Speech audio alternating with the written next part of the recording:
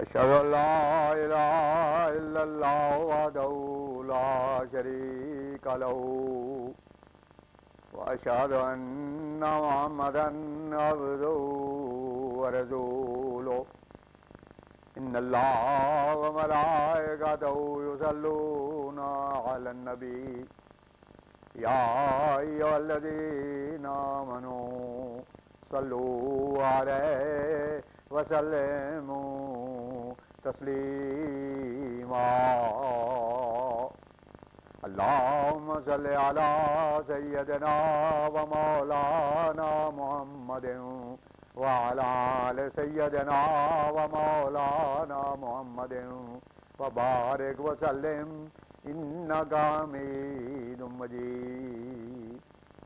زمانے کی امامت کو زمانے کا امام آیا، محمد کی غلامی میں محمد کا غلام آیا۔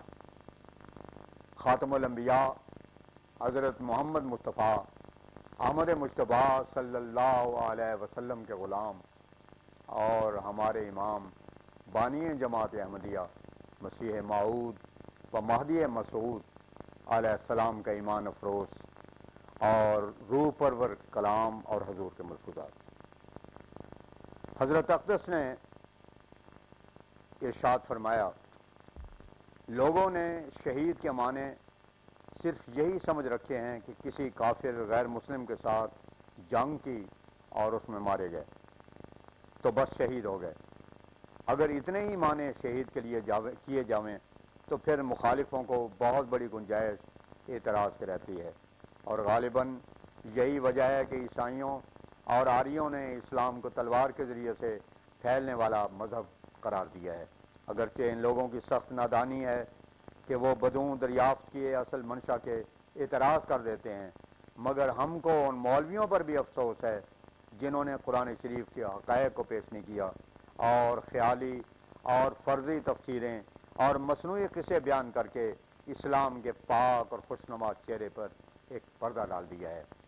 مگر خدا تعالیٰ جو خود اسلام کا محافظ اور ناصر ہے، وہ اب چاہتا ہے کہ اسلام کا پاک اور درخشاں چہرہ دکھایا جاوے۔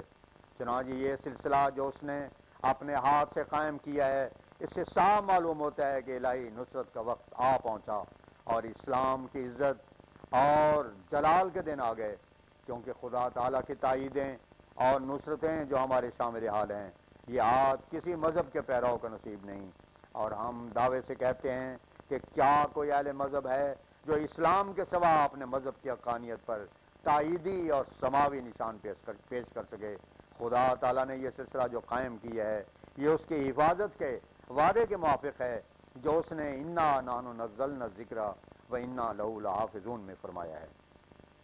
میرا مطلب یہ تھا کہ شہید کے معنی صرف یہی نہیں کہ غیر مسلم کے ساتھ جنگ کر کے مر جانے والا شہید ہوتا ہے۔ ان معنوں نے ہی اسلام کو بدنام کیا، اور اب بھی ہم دیکھتے ہیں کہ اکثر سرحدی نادان مسلمان بے گناہ انگریزوں کو قتل کرنے میں ثواب سمجھتے ہیں۔ چنانچہ آئے دن ایسی وارداتیں سننے میں آتی ہیں۔ پچھلے دنوں کسی سرحدی نے لاہور میں ایک میم کو قتل کر دیا تھا۔ ان احمقوں کو اتنا معلوم نہیں کہ یہ شہادت نہیں بلکہ قتل بے گناہ ہے۔ اسلام کا یہ منشا نہیں ہے کہ وہ فتنہ و فساد برپا کرے، بلکہ اسلام کا مفہوم ہی صلح اور آشتی کو چاہتا ہے۔ اسلامی جنگوں پر اعتراض کرنے والے اگر یہ دیکھ لیتے کہ ان میں کیسے احکام جاری ہوتے تھے تو وہ حیران رہ جاتے۔ بچوں، بوڑھوں اور عورتوں کو قتل نہیں کیا جاتا تھا، جزیہ دینے والوں کو چھوڑ دیا جاتا تھا، اور ان جنگوں کی بنا دفاعی اصول پر تھی۔ ہمارے نزدیک جو جاہل پٹھان اس طرح پر بے گناہ انگریزوں پر جا پڑتے ہیں اور ان کو قتل کرتے ہیں، وہ ہرگز شہادت کا درجہ حاصل نہیں کرتے، بلکہ وہ قاتل ہیں اور ان کے ساتھ قاتلوں کا ساتھ سلوک ہونا چاہیے۔ تو شہید کیا معنی یہ ہے کہ اس مقام پر اللہ تعالیٰ ایک خاص قسم کی استقامت مومن کو عطا کرتا ہے۔ وہ اللہ تعالیٰ کی راہ میں ہر مصیبت اور تکلیف کو ایک لذت کے ساتھ برداشت کرنے کے لیے تیار ہو جاتا ہے۔ پس اہدنا الصراط المستقیم صراط الذین انعمت علیہم میں منعم علیہ گروہ میں سے شہیدوں کا گروہ بھی ہے، اور اس سے یہی مراد ہے کہ استقامت عطا ہو جو جان تک دے دینے میں بھی قدم کو ہلنے نہ دے۔ 19 جولائی 1901 حافظ محمد یوسف صاحب کا ذکر آیا کہ بعض باتوں پر وہ اعتراض کرتے تھے۔ اس پر حضرت اقدس مسیح موعود علیہ الصلوۃ والسلام نے حاضرین کو مخاطب کرتے ہوئے فرمایا ان کو تو سرے سے سب باتوں سے انکار ہے، جبکہ قرآن شریف نے صداقت نبوت محمد صلی اللہ علیہ وسلم میں لا تقول والی دلیل پیش کی ہے، اور حافظ صاحب اسے انکار کرتے ہیں، تو پھر کیا؟ اللہ تعالیٰ فرماتا ہے کہ اے محمد صلی اللہ علیہ وسلم، اگر تو اپنی طرف سے کوئی بات بنا کر لوگوں کو سنائے اور اس کو میری طرف منسوب کرے اور کہے کہ یہ خدا کا کلام ہے، حالانکہ وہ خدا کا کلام نہ ہو، تو ہلاک ہو جائے گا۔ یہی دلیل صداقت نبوت محمدیہ، یہی دلیل صداقت نبوت محمدیہ مولوی آل حسن صاحب اور مولوی رحمت اللہ صاحب نے نصارے کے سامنے پیش کی تھی، اور وہ اس کا کوئی جواب نہ دے سکے، اور اب یہی دلیل قرآنی ہم اپنے دعوے کی صداقت میں پیش کرتے ہیں۔ حافظ صاحب اور ان کے ساتھ ہی اکبر بادشاہ کا نام لیتے ہیں، مگر یہ ان کی سراسر غلطی ہے۔ تقول کے معنی ہیں جھوٹا کلام پیش کرنا۔ اگر اکبر بادشاہ نے ایسا دعویٰ کیا تھا تو اس کا کلام پیش کریں جس میں انہوں نے یہ کہا ہو کہ مجھے خدا کی طرف سے یہ الہام ہوتے ہیں۔ ایسا ہی روشن دین جلندری اور دوسرے لوگوں کا نام لیتے ہیں، اگر کسی کے متعلق یہ پیش نہیں کر سکتے کہ اس نے کون سے جھوٹے الہامات شائع کیے ہیں، اگر کسی کے متعلق ثابت شدہ معتبر شہادت کے ساتھ حافظ صاحب یا ان کے یہ ساتھی ثابت کر دیں کہ اس نے جھوٹا کلام خدا پر لگایا حالانکہ خدا کی طرف سے وہ کلام نہ ہو، اور پھر ایسا کرنے پر اس نے پیغمبر خدا صلی اللہ علیہ وسلم کے برابر عمر پائی ہو، یعنی ایسے دعویٰ پر وہ 23 سال زندہ رہا ہو، تو ہم اپنی ساری کتابیں جلا دیں گے۔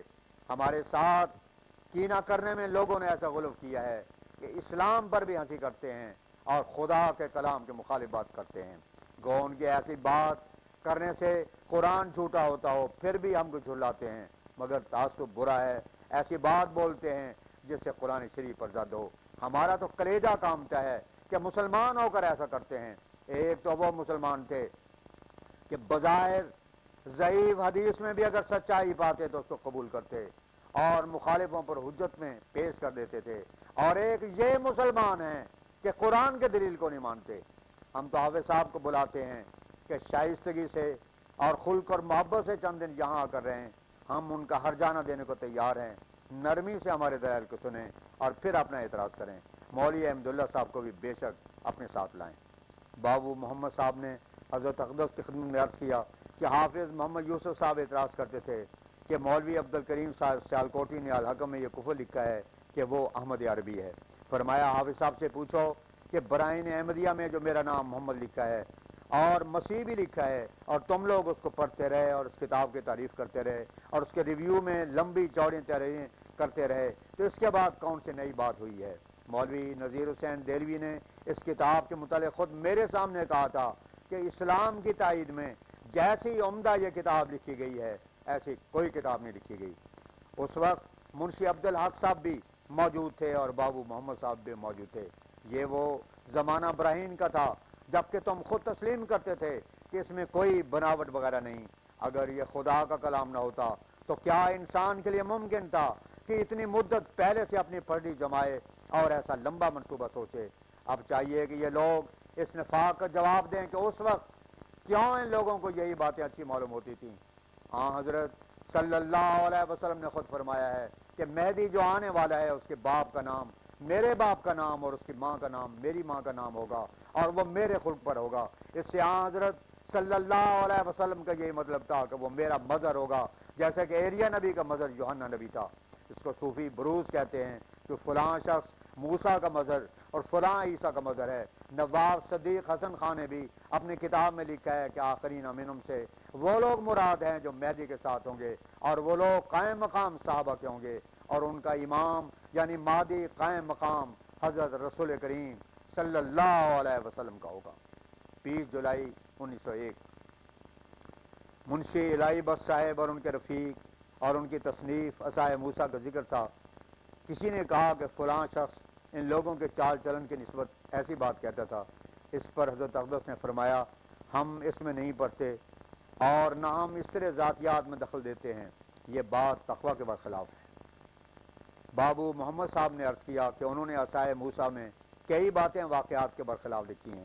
اس پر حضرت اقدس مسیح موعود علیہ السلام نے فرمایا ہم نے ضرورت امام میں یہ ظاہر کیا تھا کہ ہمیں ان پر حسن ظن ہے، مگر افسوس کہ انہوں نے اس طرح واقعات کے برخلاف امور لکھ کر ہمارے اس حسن زن کو دور کر دیا ہے۔